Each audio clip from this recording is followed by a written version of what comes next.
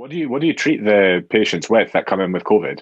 Obviously, because you got the vaccine, but then what are you treating them with when they're not in the age group? It depends. We don't give the vaccine as like a treatment because if you've got come in with COVID, giving the vaccine is not really gonna do anything for you in that Right. in that time. It depends. It depends on like your age group and like your past medical history. If you've got like asthma, diabetes, COPD, things like that, it changes what we give.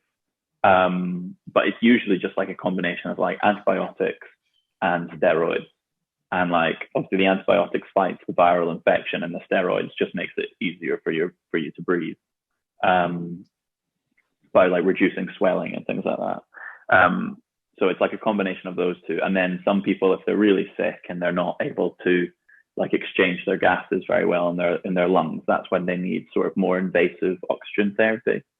That's when we can give them like high flow oxygen through their nose, which is just like blowing massive amounts of oxygen up their nose, which can be a bit uncomfortable. Or we give them what we call BiPAP or CPAP, which a lot of people have at home. Like it's not an uncommon thing to have for people who have like sleep apnea or COPD to have a little bit of BiPAP or CPAP at home.